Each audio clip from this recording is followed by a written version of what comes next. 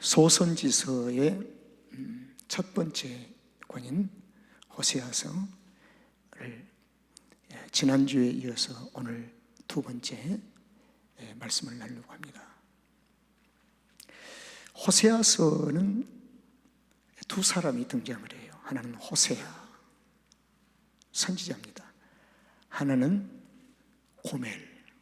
그래서 호세아서 1장 3절에 보면 고멜이 나와요. 하나님은 호세아 선지자와 고멜을 등장시켜서 하나님의 자신을 마음을 우리에게 드러내십니다. 호세아는 하나님이시고 고멜은 죄인 우리를 가리킵니다. 고멜은. 그래서 호세아와 이 고멜의 만남은 위대한 은혜요, 위대한 일입니다. 도저히 만날 수 없는 관계예요. 호세아는 거룩하고 고멜은 음탕한 사람이에요. 죄인의 상징. 그래서 고멜과 호세아는 도저히 만날 수 없는 관계입니다. 그런데요, 하나님의 공의로 적용을 하게 되면은 만날 수 없는 영원한 분리된 관계. 근데 하나님은 공의만 가지시고 우리를 다가오신 것이 아니고 긍휼한 마음을 가지고 다가오십니다. 이 긍휼은 다른 말로 또 좀 쉽게 표현하면 사랑. 그래서 하나님의 긍휼이 함께 있기 때문에 공의를 적용도 하시지만 하나님께서는 긍휼로 품으신다. 그래서 호세아하고 고멜이 만나게 되는 거예요.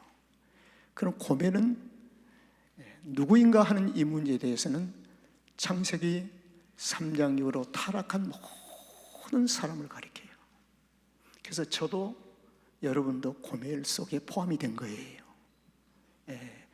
그리고 호세아는 고멜 속에 포함된 것이 아니라 하나님 스스로 계신 분이세요. 거룩하신 분이라.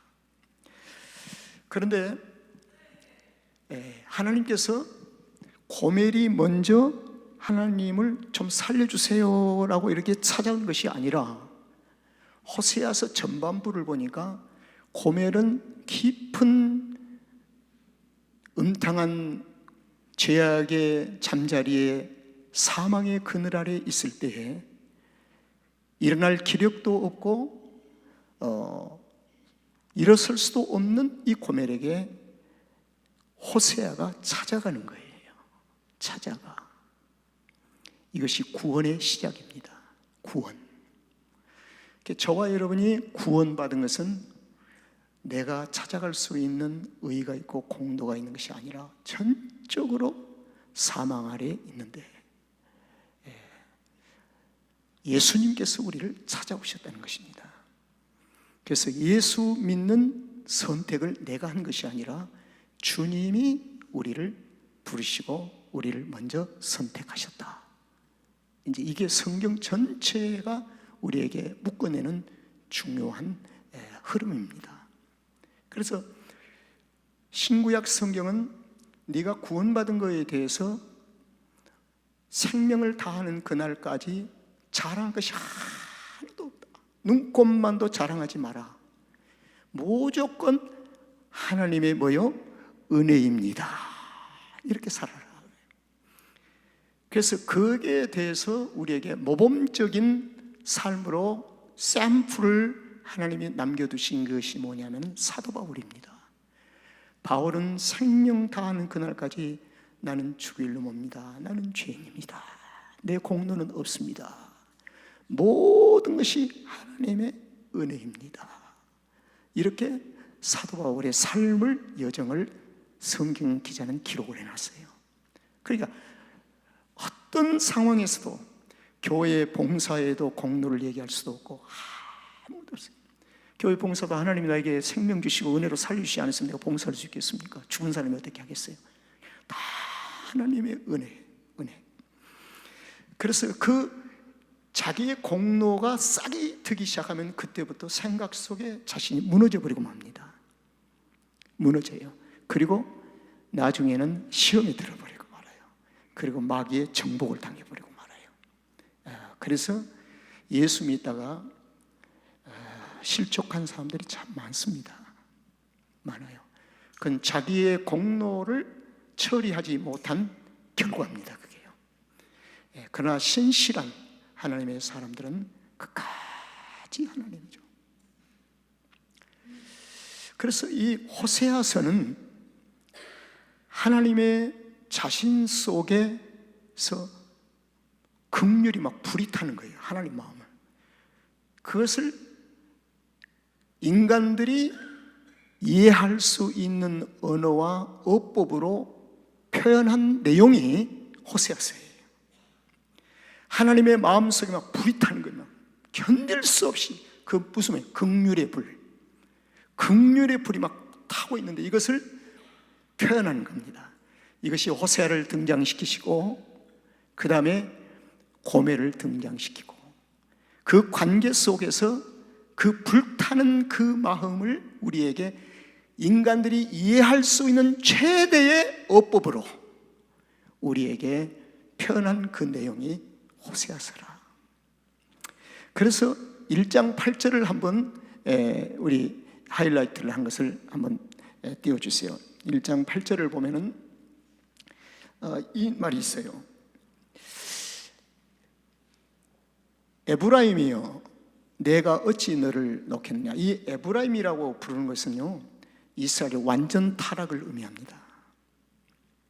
그리고 때로는 이스라엘이라고 부를 때는 내 택한 백성이라는 의미를 갖고 접근하실 때, 근데 이 에브라임은 요셉의 장자 아들로서 왕국이 분열될 때 북쪽에 있는 에브라임 지파가 정치적인 종교적인 중심 속에서 이스라엘을 북왕조를 완전히 타락시키는데 앞장섰던 사람을 상징할 때 에브라임이라고 그래요. 에브라임. 그래서 하나님이 에브라임이여 부른 것은 너는 완전히 죄인이다. 이 말은 다른 말로 하면 음탕한 고멜이여 그 말입니다. 이게요. 그래서 에브라임이여 네가 음탕한 고멜이지만 내가 어찌 너를 놓겠느냐. 이제 긍휼이 타기 시작합니다. 어찌 내가 너를 모른다고 할 수 있겠느냐. 그 다음에 또 이스라엘로 불러요. 이스라엘이여 내가 어찌 너를 버리겠느냐. 어찌 내가 너를 버리겠느냐. 내가 어찌 너를 아드마와 같이 놓겠느냐. 어찌 너를 스보임같이 두겠느냐. 이 아드마와 스보임은요 창세기에 보면은 하나님께서 소돔과 고모라 성을 불로 유황불로 멸망시킬 때 4개의 성 중에 소돔과 성, 고모라 성, 아드마 성, 스보임 성. 내가 어찌 너희들을 놓겠느냐. 내가 어찌 너희들을 버리겠느냐 그 말입니다. 이게 하나님의 긍휼에 불타는 사랑을 지금 이게 막 나오는 거예요. 폭발하는 거예요. 그런데 그 다음을 지금 내가 강조하기 위해서 얘기합니다. 내 마음이 내 속에서 돌아 하나님의 마음 속에서 나의 긍휼이 온전히 불타듯 하는구나. 견딜 수가 없구나. 너무 내 마음에서 긍휼함이 불타고 있구나 그 말입니다. 여러분 하나님을 사랑하되 그만큼 사랑해 보셨어요? 하나님이 우리를 사랑하심 같이 우리도 하나님을 사랑했습니까? 나를 구원해 주신 하나님의 사랑은 이 사랑을 가지고 계셨답니다. 긍휼이 온전히 불타는 마음으로 나를 사랑하시고 나를 찾아오셨답니다. 하나님의 사랑 놀랍지요. 그런데 여기서요 불붙듯 하도다. 이것이 히브리어에서는 이렇게 해석을 해줘요.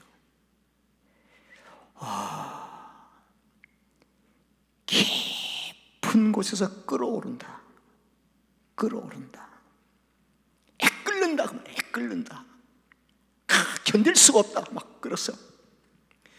내 마음에서 막 뜨겁게 타오르구나. 이 표현을 히브리법에서 쓰고 있습니다. 그런데 나의 긍휼이 온전히 불붙듯 하도다. 이 센텐스 문장을 히브리어에서는 이렇게 문장을 해석을 해줘요. 내가 놀랐어요. 이거 찾아보고요. 창자가 뒤집힐 만큼 내가 애탄다. 하나님 마음이에요. 창자가 뒤집힐 만큼 내가 지금 애타고 있다. 이게 하나님 마음이라. 하나님 마음. 이렇게 나를 사랑하는 사람이 이 땅에 있을까요? 주님 외에는 누구도 없어요. 하나님이 이렇게 나를 사랑하신답니다. 여러분, 우리가 사랑의 대상된 거 감사하시길 바랍니다. 그래서 마침내 하나님의 창자가 뒤집힐 만큼 애가 탄 이 긍휼함이 어디서 꽃을 피우느냐? 십자가에서 꽃을 피워요. 자기 독생자 아들을 십자가에 우리를 위해서 내어주신 거기서 꽃을 피운 거예요. 누구도 흉내를 못 내요. 역사도 어떤 인물도 흉내를 못 내요. 오직 하나님 한 분만이 하실 수 있는 긍휼의 사랑입니다. 이게.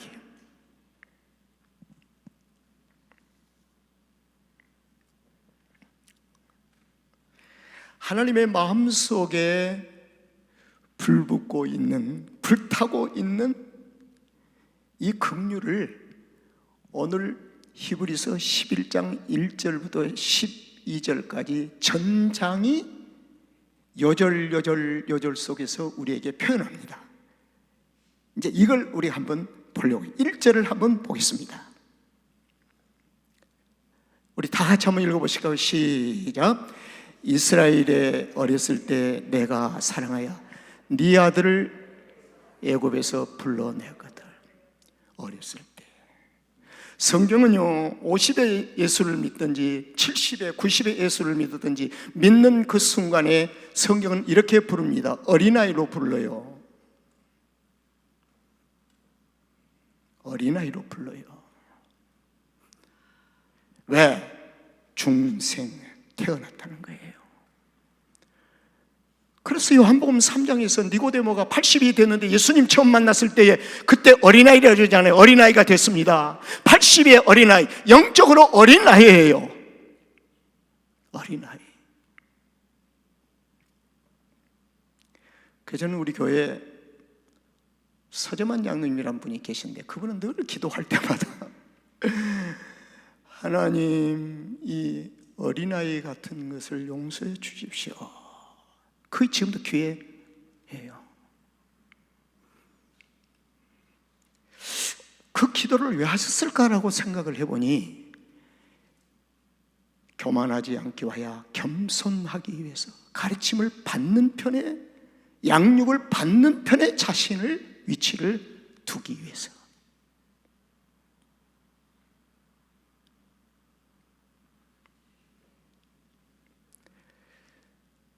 어렸을 때 애굽에서 출애굽합니다. 그게 어린아이예요. 60만의 장정들과 출애굽을 하는 그 배에서 어린 양의 보혈의 피로 그들이 문설주의 피를 바르고 죽임을 당하지 아니하고 출애굽을 한 그 60만의 이스라엘 그 백성들이 어렸을 때에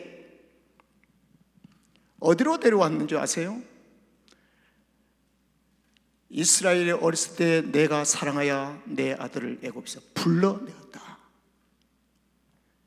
하나님이 우리를 불러내신 거예요. 저와 여러분을 사망의 음침한 골짜기에서 하나님이 우리를 불러내신 줄로 믿습니다. 이 구원의 은총을 많이 믿어도 갚을 길이 없어요. 무엇으로 갚겠습니까? 나 같은 죄인을 애굽에서 불러내시어 천국 백성이 되게 하시고 이 땅에 성령께서 내게 곁에 오셔서 내 안에 내주하시면서 천군 천사를 보내서 나의 삶을 다스리시며 보호하시며 인도해 가신 그 하나님의 은혜, 놀라운 하나님의 은혜지 않습니까? 그런데요 하나님의 마음에 애타는 마음을 2절부터 표현합니다. 2절에 보세요. 선지자들이 저희를 부를수록 저희가 어떻게 해요? 점점 멀리 말 안 들어요. 너무 오랜 세월 동안 육신에 습관되어지고 자기 아집에 습관되기 때문에 말을 안 들어요. 하나님의 교회 통치권의 말을 안 들어요. 교회의 머리가 되신 예수 그리스도의 순종치를 안 해요.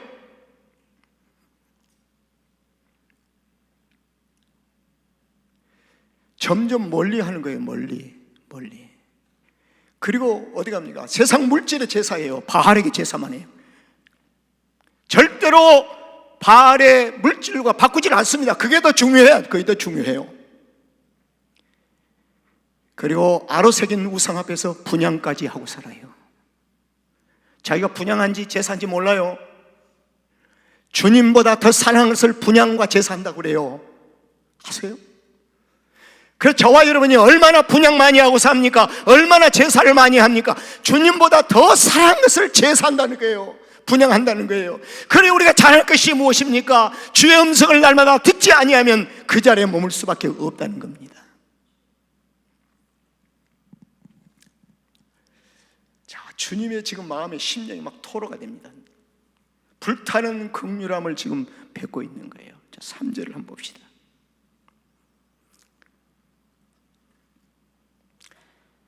여기서 옛적을 한번 생각해봐라. 에브라임이여 부릅니다. 네 멋대로 인생 살았던 자여, 그렇게 부르는 거예요.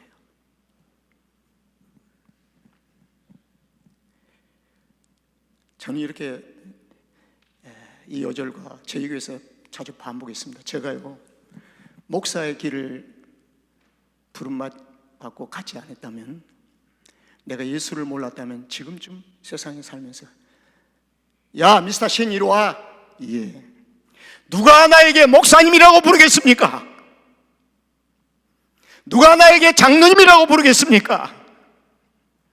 누가 나에게 권사님이라고 부르겠습니까? 주님 때문에 부름받고 주님 때문에 목사가 되고 주님 때문에 장로가 되고 주님 때문에 권사가 됐으니까 세상 사람들이 내 속사람이 터지고 거짓말하고 사는 것도 모르면서 장로님, 목사님 그러고 있는 거예요. 사실은요 에브라임이라고 불러요. 에브라임이라고요. 에브라임. 주님이 이걸 다시 기억해 보라는 것입니다. 내가 에브라임에게 걸음을 가르치지 않느냐. 갓 태어난 아이를 젖을 주고 나중에 따박따박 걷는 것을 갖다 손잡고 가르쳐줬지 않느냐. 그리고 내 발로 안아줬지 않느냐. 내가 저희를 고치는 줄을 저희가 알지 못하였도다. 이 말에 중요한 의미가 있어. 내가 왜 광야로 너희를 끌고 나온지를 너희들이 모르고 있다는 겁니다. 왜 광야의 40년을 너희에게 주었느냐는 거예요. 너를 고치려고. 뭘 고쳐? 애굽의 삶을 고치려고. 하나님의 거룩한 백성으로 나를 고치려고. 왜 내가 너에게 고난을 주는 거 아니냐? 내가 너를 고치려고. 왜 내가 너에게 신을 주는 거 아니냐? 내가 너를 고치려고. 그래서요 고난과 시련과 역경과 어려움이 있으면 내가 고침받아야 합니다. 내가 변화돼야 합니다. 그래야 모든 것이 해결될 줄로 믿습니다. 중요한 것은 다른 사람이 아니에요. 그 말입니다. 이게요. 우리 한번 3절 다 같이 시작.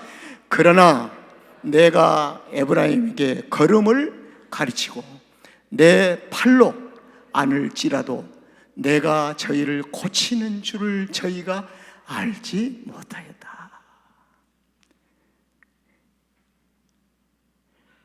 그래서요 이스라엘 백성들이 어린아이 끌고 나와서 광야 40년대 하나님, 이 고생시키려고 여기를 데리고 왔습니까? 다시 애굽으로 가고 싶습니다. 발버둥을 칩니다. 아니야, 너희를 고치고 있는 거야. 네가 행복하고 네가 하나님의 나라의 그 놀라운 축복을 누리게 하기 위해서, 나와 하나 연합되기 위해서 내가 널 지금 고치고 있는 중이야. 좀 양육 잘 받아라, 그 말이잖아요. 하나님의 마음이 절절히 지금 묻어나요. 요절마다 다 있어요. 4절 한번 봅시다.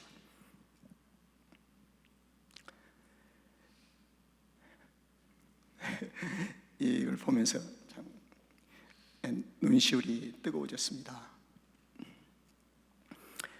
하나님 하신 말씀입니다. 내가 사람의 줄, 곧 사랑의 줄로 저희를 이끌었다. 이 사람의 줄이라고 하는 것은요, 책망과 교훈에 대한 가치를 부여합니다. 그리고 사랑의 줄은 긍휼히 여기는 마음이에요. 그래서 우리 사랑하는 자녀들에게도 채찍이 있고 책망이 있어요. 곧 사랑의 줄이에요. 그게요. 사랑의 줄로 저희를 이끌었고 저희에게 대하여 그 목에서 멍에를 벗기는 자같이 되었으며 저희 앞에 먹을 것을 두었었노라. 하나님이 공급하시는 겁니다. 여러분, 제가 느끼는 영적인 감정을 설교를 듣는 여러분들은 어느 정도 감정에 동감한지는 모르겠지만 저는 가슴이 뜨거워집니다. 하나님의 마음, 나를 이렇게 사랑하셨구나. 5절을 한번 보겠습니다. 우리 다 같이 시작. 저희가 애굽 땅으로 다시 가지 못하겠거늘 내게 돌아오기를 싫어하니 아수르 사람이 그 임금이 될 것이라. 참,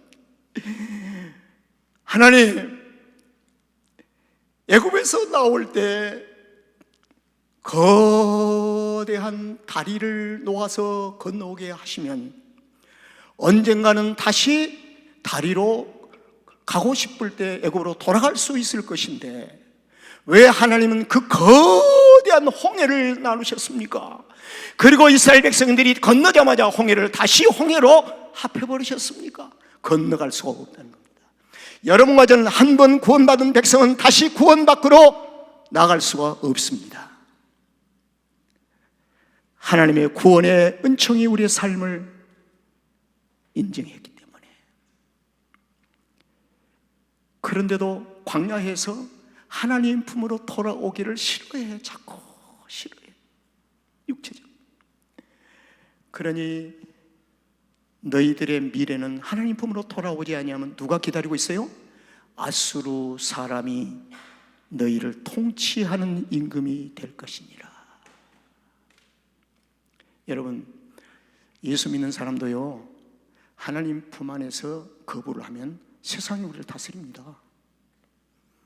아수르가 우리를 다스려요. 괴롭지요. 괴로워.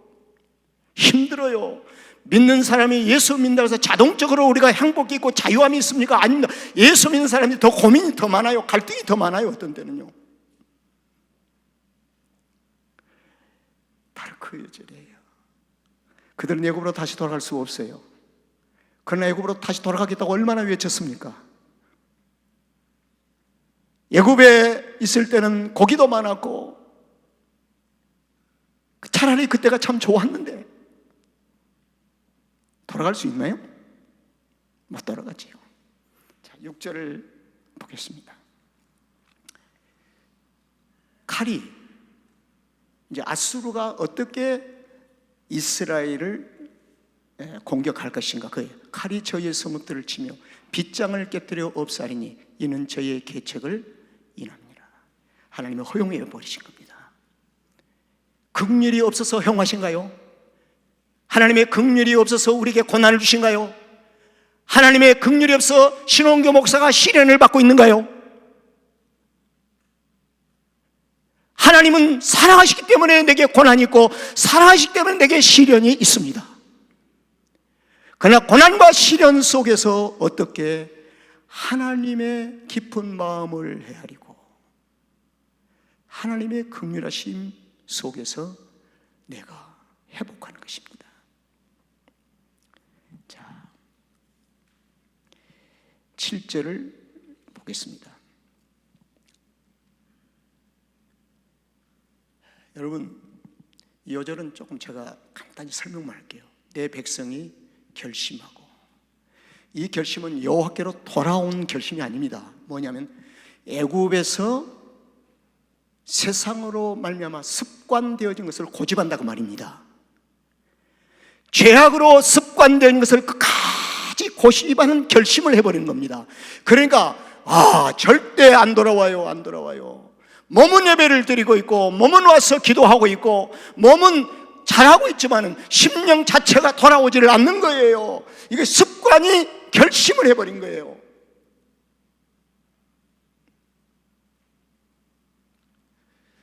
이번에 목사님들이 네 분이서 밤에 이제 8명이서 3명가 둘러앉아서 돌아가면서 다 한 30분씩 자기 간증을 쭉 하는 시간을 가졌는데,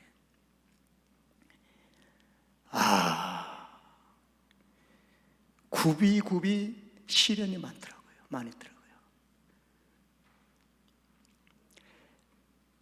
목사의 길을 안 갔으면 시련이 없을 건데 오히려 가가지고 시련이 더 생겨버리고.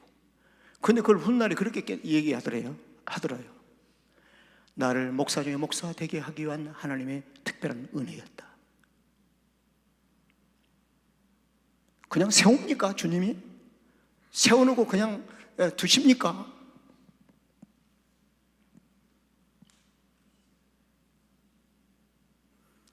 어떤 사모님은 처녀 때 교회를 다니는데 그 교회 목사님이 너무 자기 눈에 가짜였대요. 그리고 교회를 그만두면서 하나님, 내가 목사한테 시집가겠습니다. 그리고 나는 평생도록 그 목사님을 목사님답게 내가 위해서 기도하고 그분을 보호하겠습니다. 그랬대요. 그래가지고 결혼을 했는데 그 목사님이 실제로 자기 남편이 얘기를 해요. 평생도록 자기에게 목사 되기 위한 큰 도전했어요. 우리 동네에서 목회를 하신 분이에요. 목회 잘 하신 분이었어요.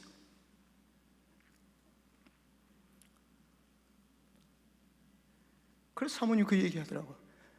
내게 주어진 사명이 이제 끝난 것 같습니다. 한 사람은 자기 남편이 목사 되기 위해서 한 세대를 그렇게 기도했고 그렇게 바쳤다.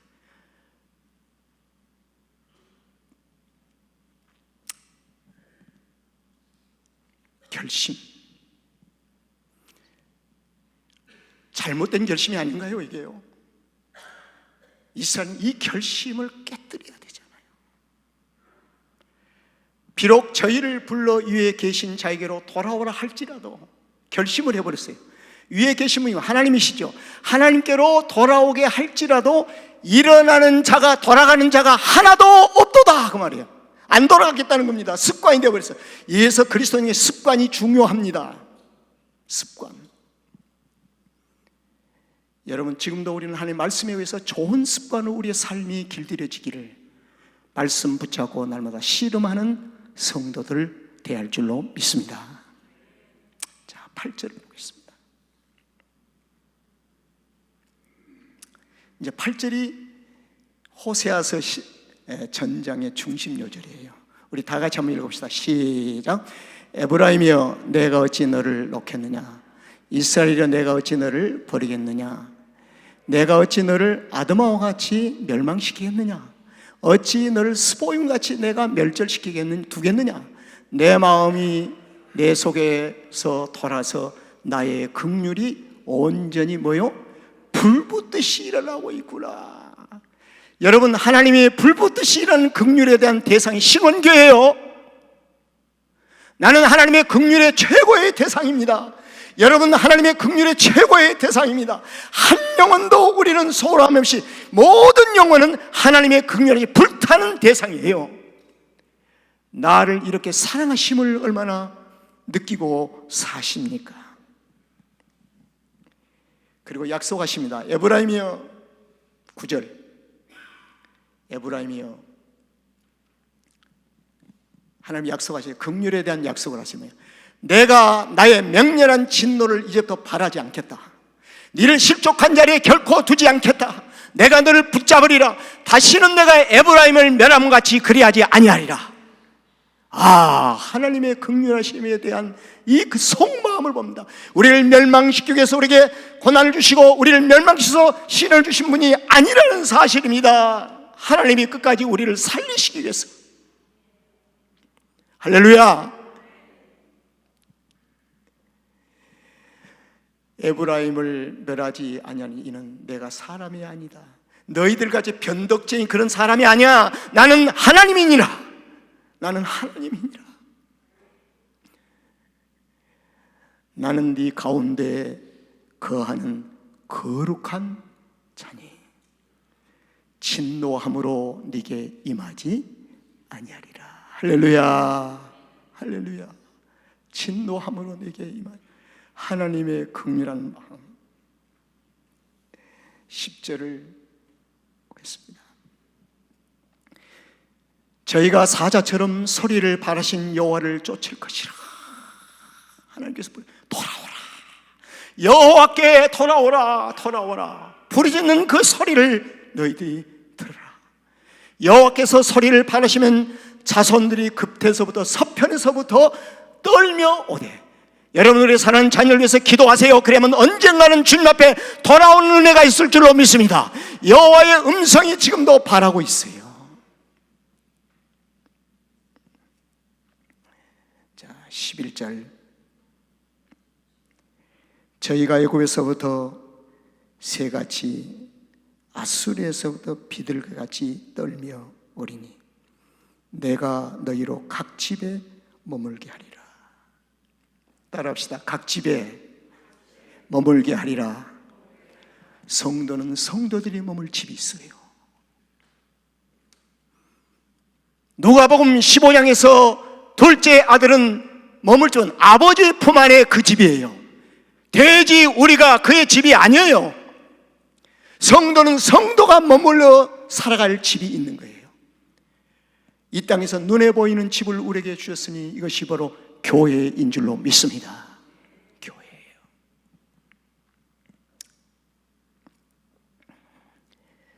마지막 요절입니다. 12절 다 같이 시작. 에브라임은 거짓으로 이스라엘 족속은 괴혈로 나를 에워쌌고 유다는 하나님 곧 신실하시고 거룩하신 자에게 대하여 정함이 없도다. 여러분, 하나님 마음 이해하세요? 12절에 하나님 위치를 여러분들 경험해 보신 적 있어요? 나를 에워싸고 있는 거, 모든 것이 거짓이 에워싸고 있어요. 괴율이 에워싸고 있어요. 나를 공격하되 알아준 이가 하나도 없어요. 유다는 하나님 곧 신실하고 거룩한 자에게 대하여 정함도 없어요. 그냥 공격하고 방아 찍는 것에 그냥 안에 있는 거예요. 이게 예수님의 모습이었어요. 이 땅에요. 이게 오늘날 교회 모습이에요. 교회가 세상으로부터 칭찬받기를 원하십니까? 아니올시다. 교회는 절대로 그러죠. 칭찬해도 위장되어진 칭찬입니다. 그게요, 본질적으로 교회를 무너뜨리는 것이 세상이 하는 일이에요. 교회는 세상으로부터 위로를 받는 것이 아니라 하나님으로부터 위로를 받아야 하는 것입니다. 이번에 목사님들 억울한 점도 많고 땅을 친 놈 많았대요. 정말 가슴을 찢는 일이 많았대요. 그걸 견뎌오는 거예요. 다 인생이요. 사모님들은 속이 더 뭉그러져 버리고 그냥 새까매져 가지고 그냥 막 그 사모님들끼리 한번 얘기를 좀 해봐라.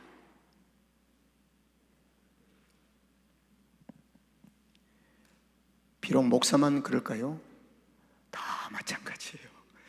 신실한 그리스도인으로 살아가려고 하는 사람들은 다 그걸 경험하고 있는 거예요. 그래서 이 괴율이라고 하는 이 단어가 창세기 27장 35절인가요? 보면 야곱이 장자의 축복권을 거짓말해가지고 가져와 버리잖아요. 그걸 히브리어에서는 괴율이라고 씁니다. 괴율. 이 괴율한 자. 괴율. 시편 32편, 34편에 보면 32편에서는 동일한 히브리 언어 교회라는 간사라고 한국말 표현했어요. 간사하다. 간사. 그 다음에 시편 34편에서는 괴율이라고 하는 이 단어를 니꼴 간사, 그 다음에 거짓이라고 그래요. 그래서 이 거짓이, 그래서 마귀의 속성이 거짓이에요. 그래서 그리스도인에게 거짓이 습관화되어 버리면 큰일 나버립니다.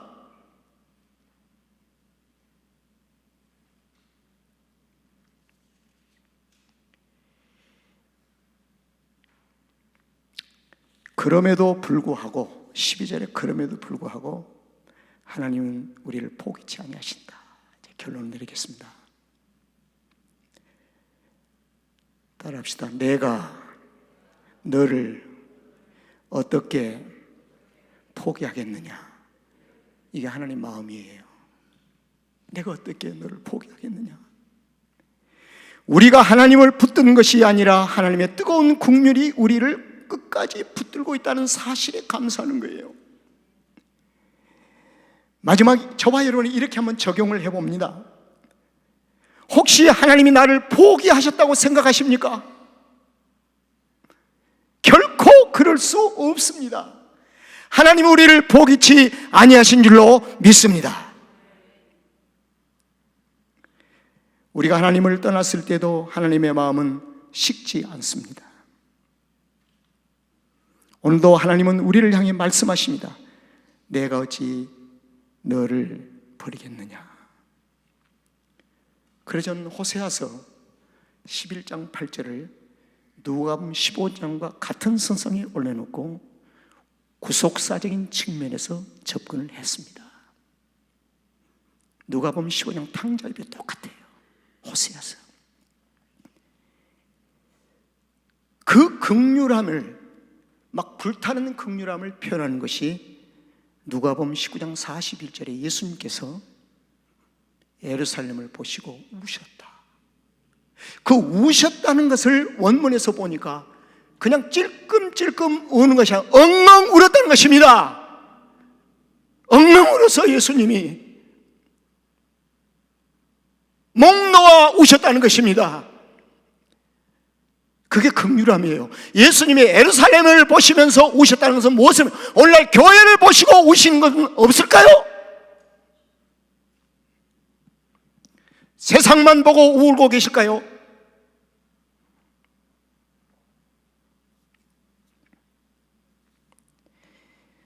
하나님의 뜨거운 국률이 우리를 구원의 반열로 옮겨 놓으셨습니다.